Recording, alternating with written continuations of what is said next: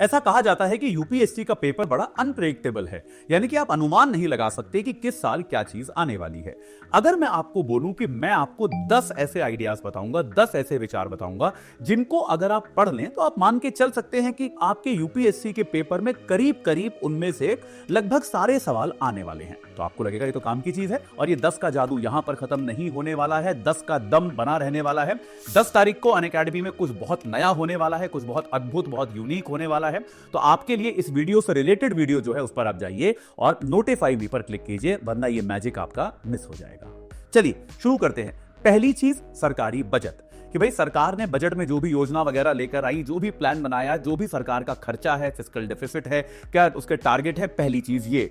दूसरी चीज है बैंकिंग। बैंकिंग के क्षेत्र में जो भी नई चीजें हुई, जो भी सुधार हुआ, नया बैंक हुआ, पुराने बैंकों का मर्जर हुआ, कोई भी आपका कोई अगर नई नीति बनी वो। तीसरी चीज है मुद्रास्फीति। मुद्रास्फीति में आपकी बास्केट में कोई परिवर्तन किया गया, मुद्रास्फीति के टारगेट्स बदले, मुद्रास्फीति में कोई नया बदलाव आया, कोई नया ट्रेंड देखने को मिला, तो फिर ये।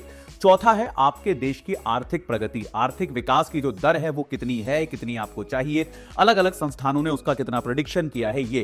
पांचवा है कृषि। अक्सर लोग इंपॉर्टेंस नहीं देते लेकिन यूपीएससी के लिए बहुत जरूरी है। कृषि के क्षेत्र में कैसे सुधार चाहिए, क्या सुधार चाहिए, क्या समस्याएं आ रही हैं, आपके एमएसपी में क्या नई चीजें हो रही हैं, ये आपकी पांचवी चीज हो गई। छठी चीज हो गई भारत के विदेशों के साथ संबंध, आर्थिक, यानी कि आपका टैरिफ हो गया, नॉन टैरिफ हो गया, ये सारी चीजें जो है ये आपकी इसमें शामिल होती ही होती हैं।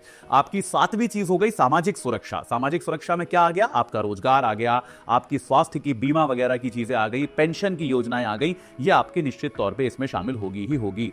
आपकी आठवीं चीज जो आजकल बहुत इंपॉर्टेंट हो गई है वो है छोटे उद्योग और स्टार्टअप। इसमें कोई भी नई चीज हो रही है, आजकल आईपीओ हो रहे हैं, आईपीओ क्यों हो रहे हैं, क्या कारण है, किस तरह का प्रदर्शन है आईपीओ का, यह आपको जानना जरूरी है। आपकी नौवीं चीज जो है वो सरकार की मौद्रिक नीति में अगर कोई विवाद चल रहा है, मौद्रिक नीति कैसे बनती है, क्या कंसिडरेशन होता है, ये नौवीं चीज। और अगर मैं 10वीं चीज कहूं तो सरकारी योजनाएं, सरकारी रिपोर्ट, सरकारी सूचकांक, ये 10 चीजें पढ़ लोगे, ज्यादातर इकोनॉमिक्स का पेपर यहीं से आ जाएगा।